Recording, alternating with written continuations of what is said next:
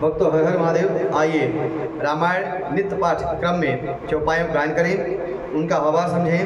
पिछले भाग में हमने गाया कि देवराजेंद्र चित्रकूट में यह देखते हैं कि गुरु वशिष्ठ, राजा जनक जी और जो उनके परिजन आए हैं प्रभु श्री रामचंद्र जी को कहीं वापस अयोध्यापुरी लौटा न ले जाएं, क्योंकि सब प्रभु श्री राम के प्रेम में अधीर और व्याकुल हो रहे हैं। उनकी वार्तालाप को सुनकर देवराज इंद्र के मन में यह डर व्याप्त कर जाता है कि कहीं प्रभु श्री रामचंद्र जी प्रेम में विवश होकर अयोध्यापुरी न लौट जाएं। तो वह आगे मंत्रणा करते हैं, षड्यंत्र रचने का विचार करते हैं। आइए उन्हीं चौपाइयों का हम गायन करें और भावार्थ समझें। कथा अच्छी लगे तो YouTube चैनल को सब्सक्राइब जरूर करें, शेयर करें, जय श्री राम कमेंट करें। आइए शुरू करते हैं। सुरन सुमिरी शारदा सराही, देवी देव शरणागत पाही, फेरी भरत मति करि निज माया, पालु विबुध कुल करि छल छाया।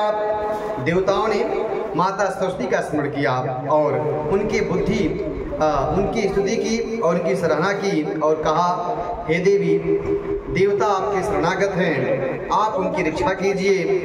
आप माया रचकर भरत की बुद्धि को पलट दीजिए, फेर दीजिए और छल कीजिए, जिससे देवताओं के कुल का और देवताओं का कल्याण हो। इस प्रकार देवराज आदि देवताओं ने माता सरस्वती के सामने प्रार्थना किया।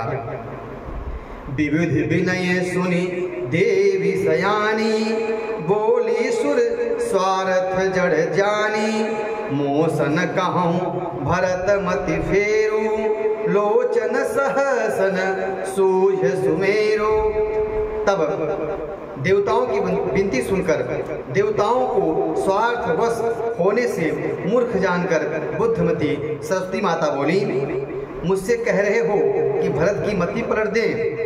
हजार नेत्र से भी तुम सुमेरु नहीं सूझ पड़ता है। विधि हरिहर माया बड़ी भारी, सो न भरत मति सकई निहारी, सो मति मोहि कहूँ कर भोरी, चंदिन कर की चढ़ कर चोरी। आगे माता सरस्वती कहती हैं कि ब्रह्मा विष्णु महेश की माया बड़ी प्रबल है, किंतु वह भी भरत जी की बुद्धि को ताक नहीं सकती है। उस बुद्धि को तुम कहते हो कि मैं भोरी कर दूं, भुलावे में डाल दूं? अरे चांदनी कभी प्रचंड किरण वाले सूर्य को चुरा सकती है क्या?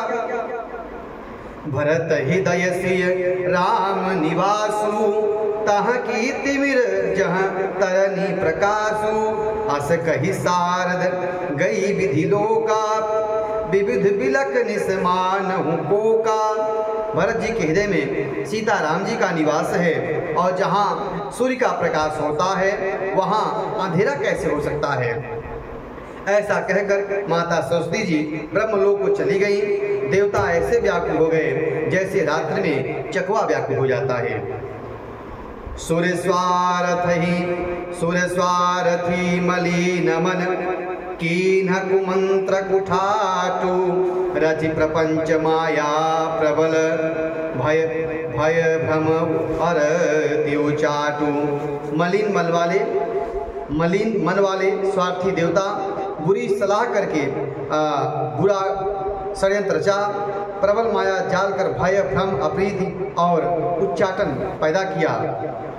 करी कुचाल सोचत सुर राजू, भरत हाथ सब काजू काजू, गए जनक रघुनाथ समीपा, सन्माने सब रवि कुल दीपा।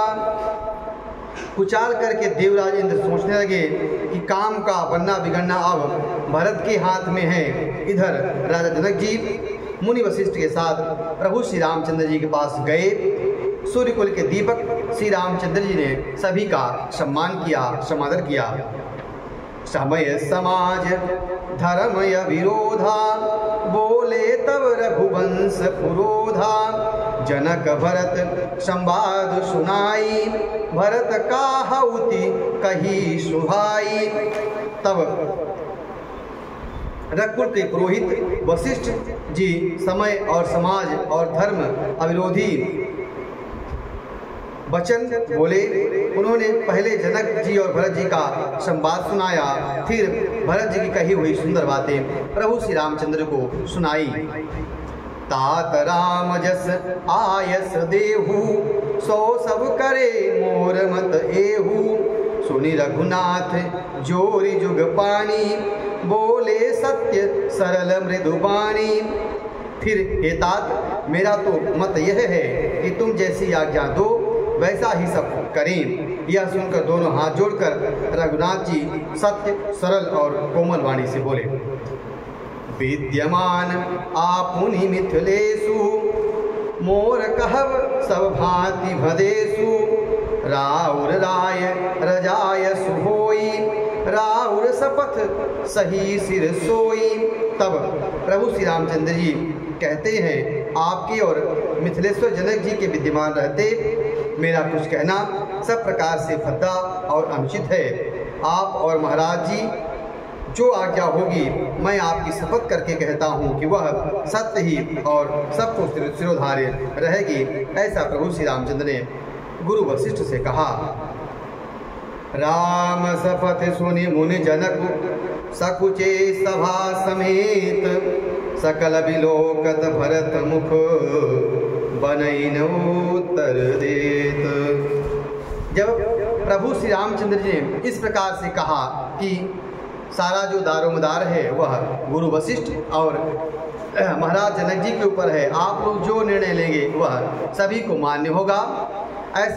ऐसी बातें सुनकर दोनों पूर्ववासी जो जनकपुर से आए थे और जो अयोध्यापुरी से आए थे वह सकुचा गए, सहम गए और भरत जी का मुंह ताकने लगे।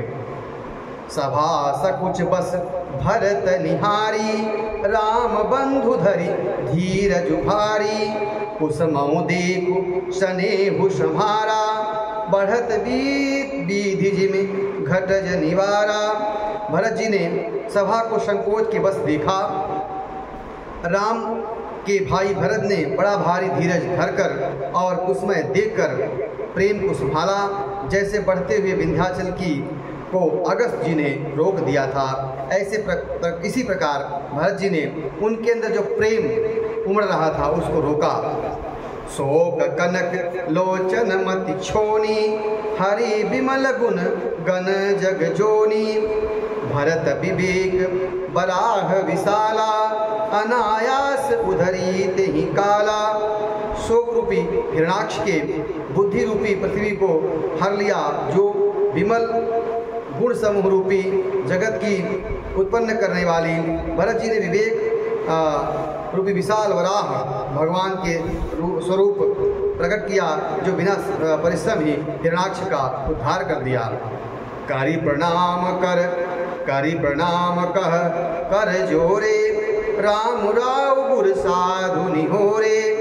क्षमब आजु अति अनुचित मोरा, कहौ बदन मृदु वचन कठोरा। भरत जी ने प्रमाण करके सबके प्रति हाथ जोड़े तथा श्री रामचंद्र जी, राजा जनक जी और गुरु वशिष्ठ साधु संत सबसे विनती करी और कहा, आज मेरे इस अत्यंत अनुचित बर्ताव को सब क्षमा कीजिएगा।